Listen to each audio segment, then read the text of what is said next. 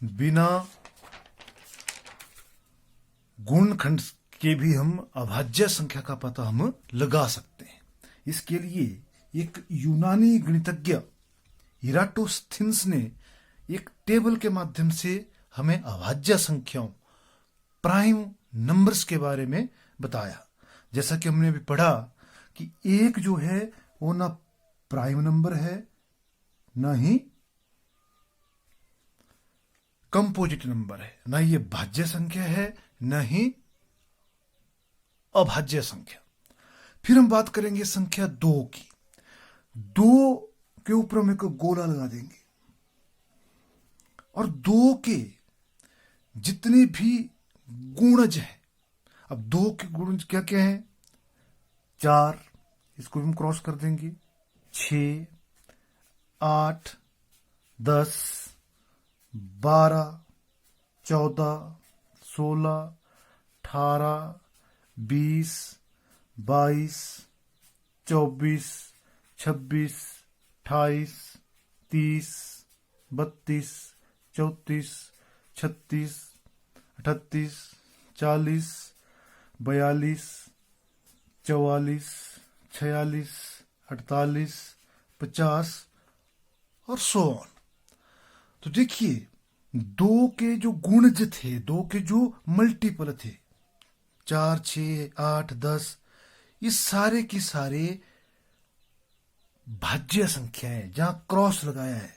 और 2 हमारे पास अभाज्य संख्या है, को प्राइम नंबर है। इसी तरह हम 3 की बात कर सकते हैं। संख्या 3, इसके आगे 3 है। अब 3 भी हमारे पास अभाज्य संख्या है। 3 के गुणज हमारे पास 2, 3 के गुणज 2 ही, गुणनखंड 2 ही है, 1 और 3। तो 3 के, अब 3 का अगर अभाज्य संख्या है, 3 के जितने भी गुणज होंगे, तो 3 के गुणज होंगे 6, वो 2 का भी है। 3 का गुणज क्या होगा? 9। 3 का गुणज क्या होगा? 12 होगा, वो 2 का गुणज भी है। 12 के बाद फिर 15, 15 के बाद 18, 18 जो है वो 3 का गुणज है। फिर 21, 21 भी 3 का गुणज है, 3 7 21। फिर 24 है, 24 के बाद फिर 3 का गुणज 27 है। 30 3 का भी गुणज है और 2 का भी गुणज है, मल्टीपल है। इसी प्रकार 33, फिर 39, 39, 13 39,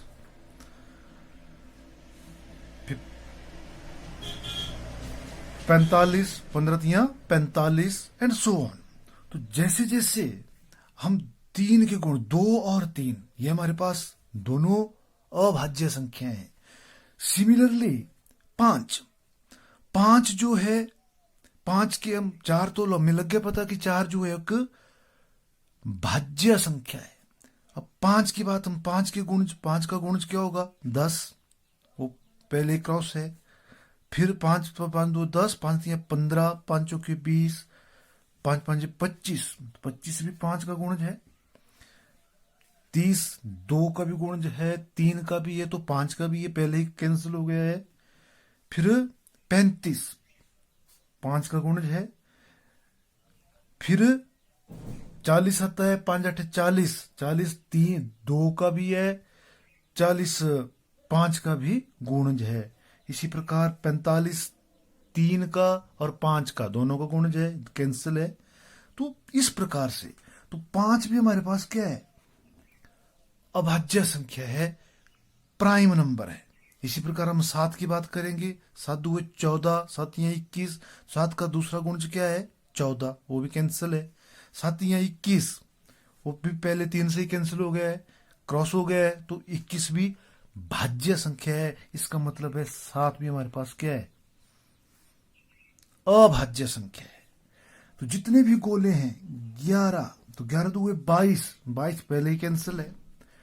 फिर 13, 13 तो हुए 26,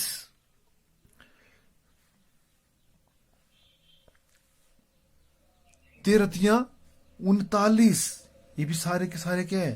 पहले ही कैंसिल है। तो 13 भी अपने आप में क्या है? अभाज्य संख्या है। तो इस प्रकार हम 100 तक जो है वो सभी अभाज्य संख्याओं का पता लगा सकते हैं। अब हम इस टेबल से हम एक जानकारी देखिए, अगर इस टेबल को हम ध्यान से देखें तो सबसे पहले जो सबसे छोटी भाज्य संख्या है वो कितनी है, यहां पर देखिए 2 है। तो ये सबसे छोटी भाज्य संख्या, द स्मॉलेस्ट प्राइम नंबर जो है, सबसे छोटी भाज्य संख्या जो है वो 2 है। तो ये 2 है। और देखिए जितने भी 2 के गुणज हैं, कौन कौन से 2 के गुणज क्या हुए, 4, 6, 8, 2, 4, 6, 8, फिर 10, 12, 14, 16, ये सारे के सारे क्या है, 8, 10, 12, 14, 16, ये सारे के सारे 2 के गुणज हैं। तो जितनी संख्याएं 2 की गुणज हों, वे संख्याएं जो 2 की गुणज होती हैं वो सारी की सारी सम संख्या कहलाती है। दूसरे तरीके से हम कह सकते हैं कि ऐसी संख्याएं जिनको 2 से पूरा पूरा भाग होता हो वो सम संख्याएं कहलाती हैं, इवन नंबर कहलाती है। और जितने हमारे पास इस सारणी में क्रॉस वाली संख्या है, जिसको हमने भाज्य संख्या बोला, वो सारी की सारी विषम संख्याएं, मतलब सभी सम संख्याओं को छोड़कर जितनी भी संख्याएं होती हैं वो सभी सभी विषम संख्याएं। तो यहां पर कौन कौन सी देखिए,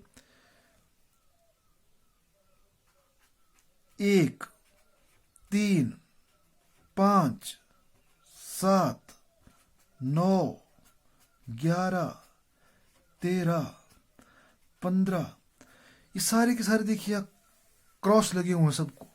तो सारी की सारी संख्याएं जिनको क्रॉस लगे हुए हैं ये सारी की सारी विषम संख्या है यहां पर भी।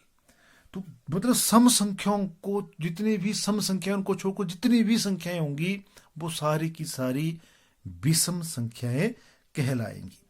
अब देखिए ये जो 2 है ये सबसे छोटी, दोबारा सबसे छोटी अभाज्य संख्या, और ये जो क्रॉस वाली संख्या है इनको बोलेंगे हम कंपोजिट नंबर्स।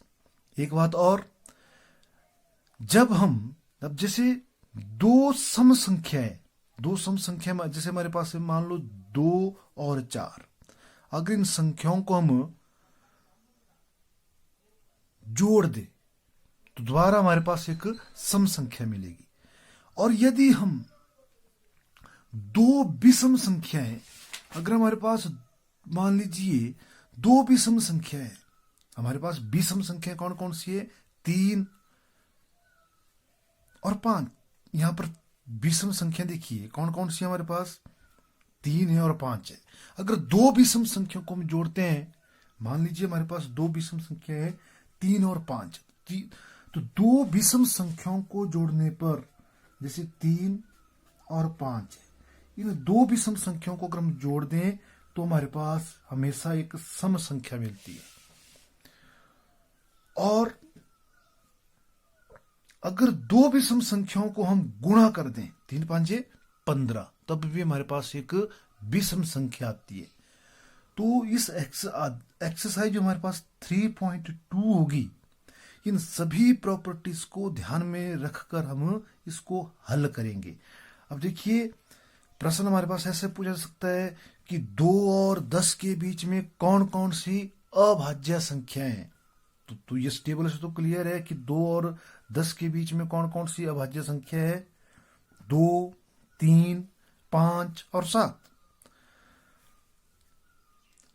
फिर हमारे पास एक प्रश्न ऐसे पूछा गया है कि 20 से छोटी अभाज्य संख्या कौन कौन सी है। तो 20 से छोटी देखिए 2, 3, 5, 7, 13, फिर ये 17 भी सबसे छोटी अभाज्य संख्या है,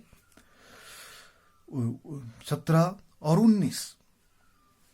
ये 2 से 2, 3, 5, 7, 11, 13, 17, 19, ये सारी की सारी 20 से छोटी अभाज्य संख्याएं हैं। तो अभ्यास 3.2 को इन प्रॉपर्टीज को ध्यान में रखकर हमने हल करना है। धन्यवाद।